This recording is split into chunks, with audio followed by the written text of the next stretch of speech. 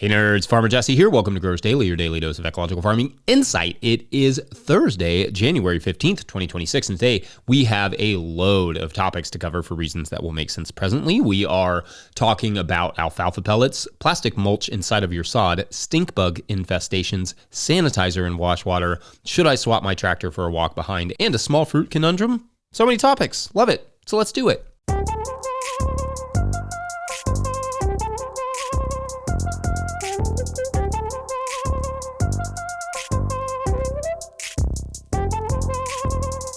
All right, well, happy Thursday, everyone. I hope you all are doing well. I hope you all enjoyed the conversation that we had yesterday with Jamie Swafford of Old North Farms. That was super fun.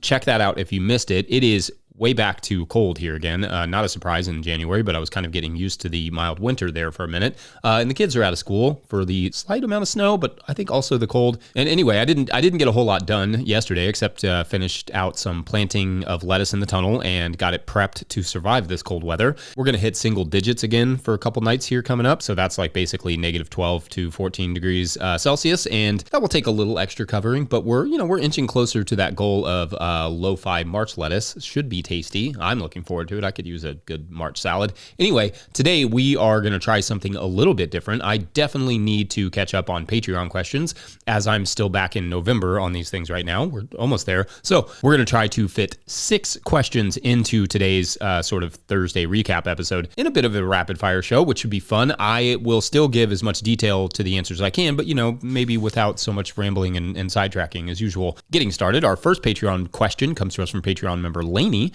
who asks, quote, "Hey Jesse, I've been slowly turning more and more of my backyard garden into growing space and it's been going great so far. All of your advice on starting beds has been invaluable. Thanks.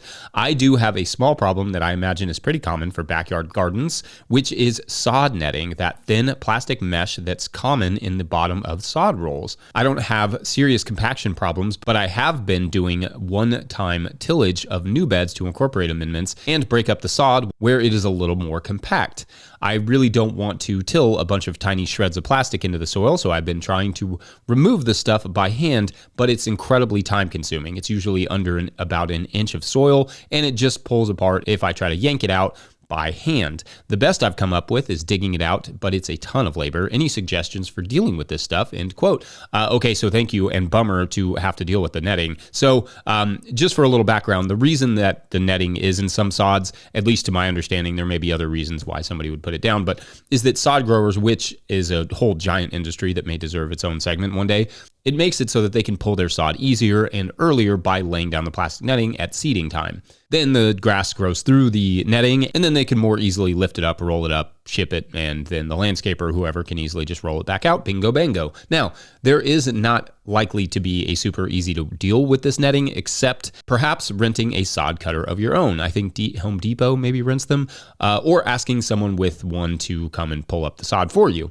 Then you can roll it up and perhaps compost the sod down before later removing the plastic, but it's still, going to be a mess, because plastic is the worst. Anyway, I have luckily not had to deal with this myself, but that sod cutter is probably the best that I can come up with. Best of luck, and a great question. Appreciate that. Our second Patreon question comes from Patreon member Patrick Daubert, who writes, quote, "Experience or thoughts on alfalfa pellets as a fertilizer underneath mulch?" End quote. So I really have good experiences using organic alfalfa meal and pellets both. The pellets, for the uninitiated, are ground up alfalfa that is compressed into small pellets. These are typically used as feed for, say, like rabbits or livestock, but there is no reason they cannot be employed in gardening, and sometimes they are. Now, the meal is going to release its nutrients, nitrogen primarily, but also phosphorus and potassium, a little faster than the pellets because simple surface area, microbes can decompose smaller stuff faster than they can decompose, larger particles, which will help them to release the nutrients contained therein.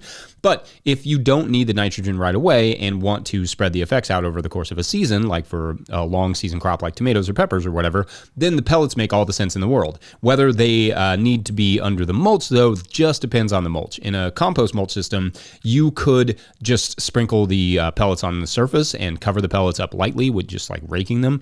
If it's hay or straw mulch, however, then yeah, the pellets should probably be against the soil or slightly worked into it with the mulch on top. Nothing super complex there. I like organic alfalfa as an amendment equipment, and if you have a good line on some affordable pellets, then sure, go for it. Just expect the release of the nutrients to be a little slower, which for longer season crops may be exactly what you're after. All right, we're going to take a quick break and then get 2 questions in the next segment also. BRB times 2.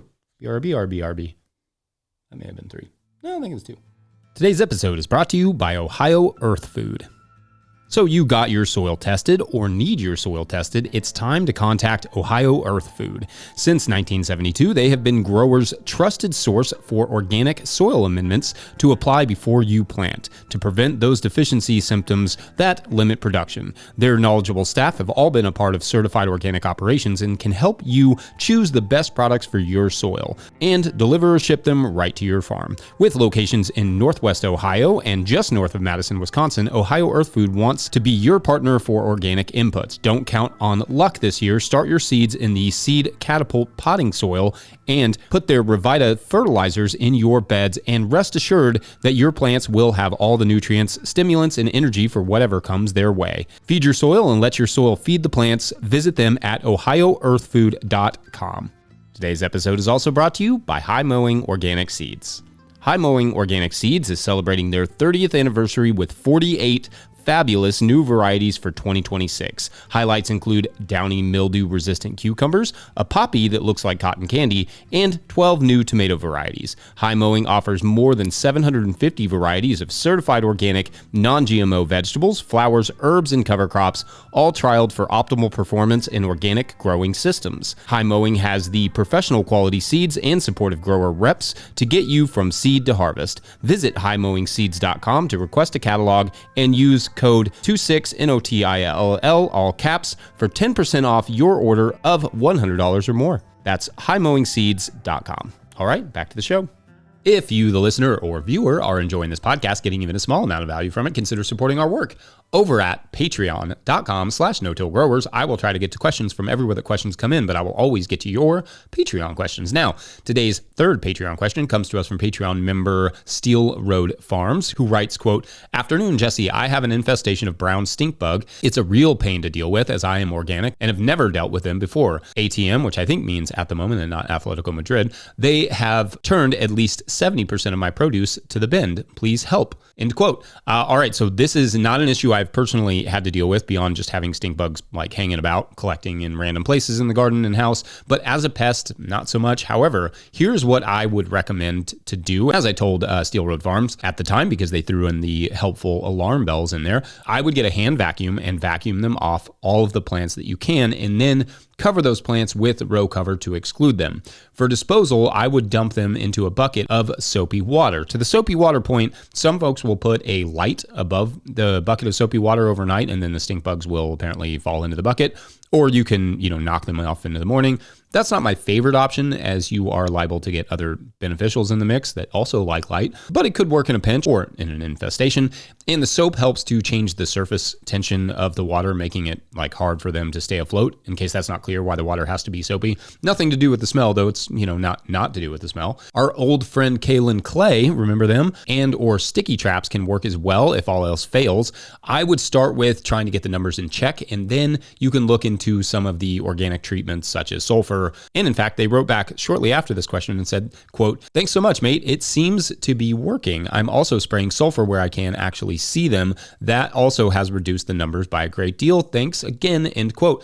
So that's good. A little success story for you. The fourth Patreon question of the day comes to us from Patreon member Myra Rosenblatt, who writes, quote, "I know you've covered this at times, but can you run through the best practices on food safety in terms of what to use to clean totes, sinks, harvest tools, etc.? I see Sanidate for sale only in large, expensive $200 containers.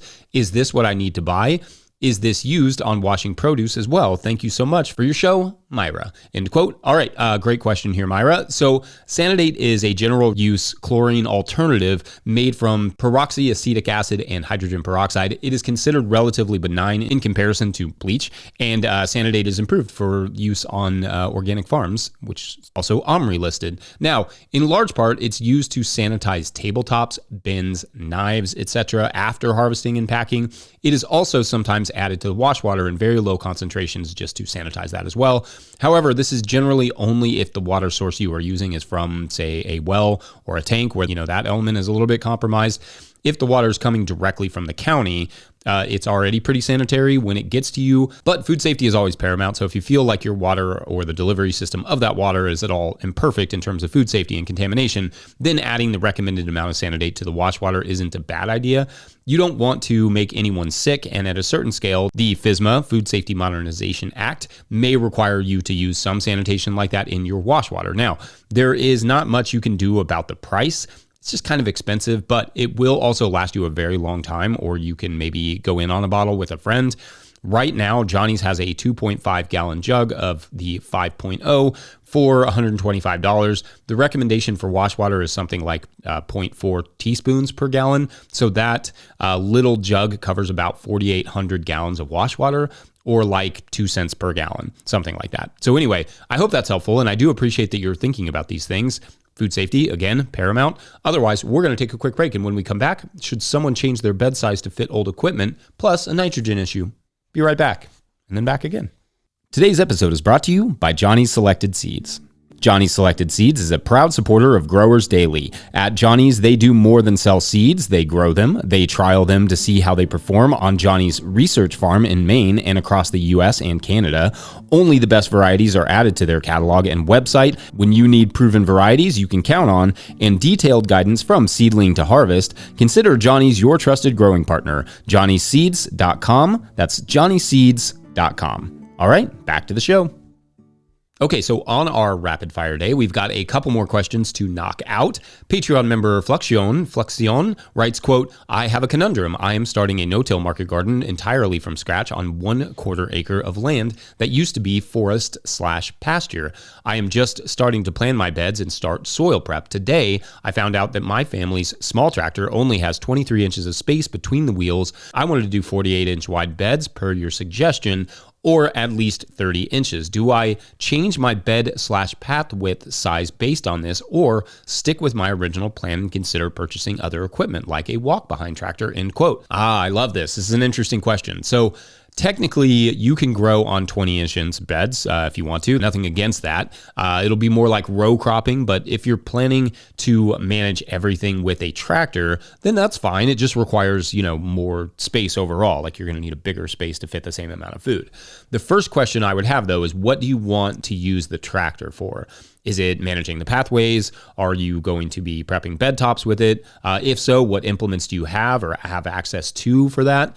Also, what kind of room are you working with? Like a tractor needs some turnaround space at the end of the beds. That is one thing that, and is nice about the walk-behind tractor, for instance, is that you only need a few feet at the end of each bed, as opposed to, say, like 20 or more for a tractor, which needs a lot of space to loop around. Also, it may be possible, depending on the tractor, to get spacers for the wheels to expand the width a little bit. That would be cheaper, perhaps, than a new walk-behind tractor, for sure. Some tractors, including walk-behinds, have wheels that can simply be flipped over to add width between them, like just the way that they're set up. You can turn them around, and then you get a little bit more width underneath. My take is to explore all the options with the tractor that you own first, and then if you feel it's going to be expensive anyway, getting all the implements that you want for it, or if you feel like it's going to limit what you can do based on the amount of room it requires, you could look at a walk behind instead, or something smaller, or even just use a tilter, depending on the quality of your soil.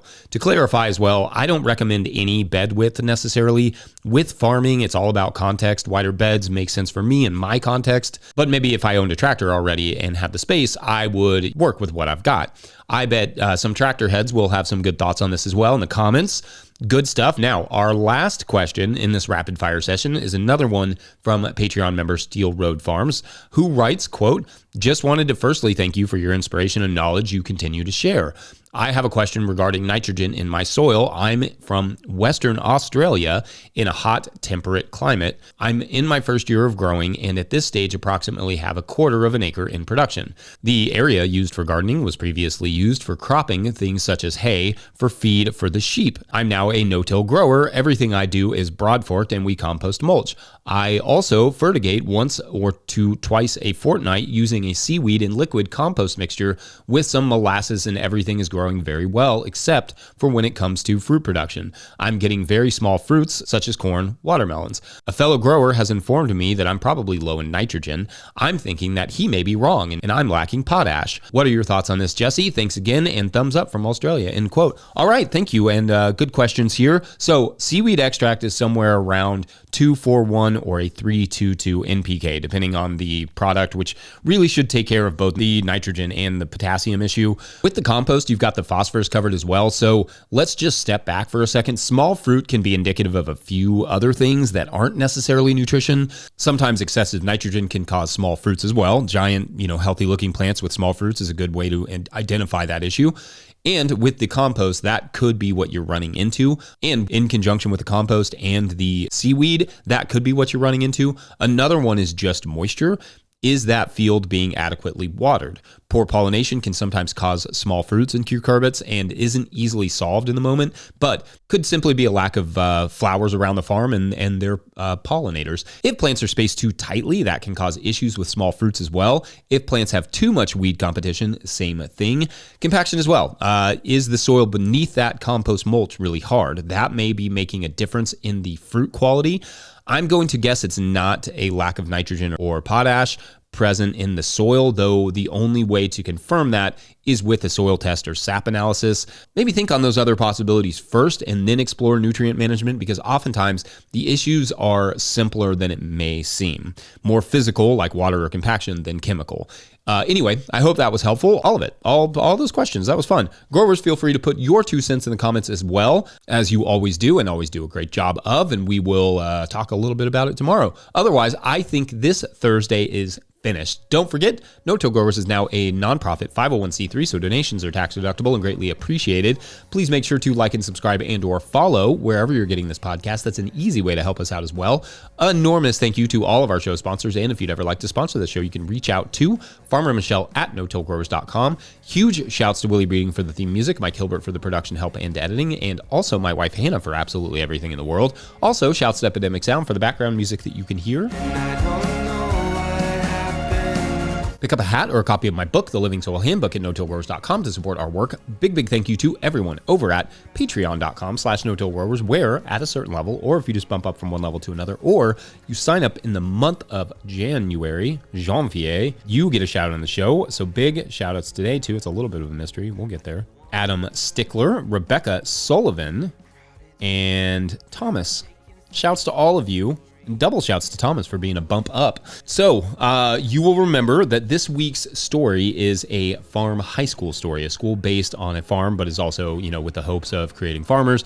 And our hero, Max, has just learned in his history class about the history of the Great Farm Collapse, as they call it, where farmers were no longer on the land as much. They were aging out, and then they were getting replaced by equipment and all this stuff. And at the same time, or shortly thereafter, all that equipment that was servicing the fields and the farms got a blight. And so all of it became useless. So generations had passed without the knowledge being passed down with how to work the land without this sort of technology. And the reality was people were finding workarounds for machinery, but without equipment to build equipment, even hard plastic tools were out of the picture, at least for the moment. So it was all about, hand tools and ingenuity in order to grow food now. It was all about relying on very ancient techniques, fire, tools made from bone. And so Max was not just learning everything about the world and biology, but was learning the old ways of growing food. The days are long, but the school represents at least a semblance of stability. It's school all day long, then work in the fields until dark, then repeat the next day. Max's favorite part, though, Sophia. And that is for tomorrow on The Potluck. It'll make sense tomorrow. Maybe, hopefully. Anyway, thanks for watching and or listening. We'll find out tomorrow. Bye.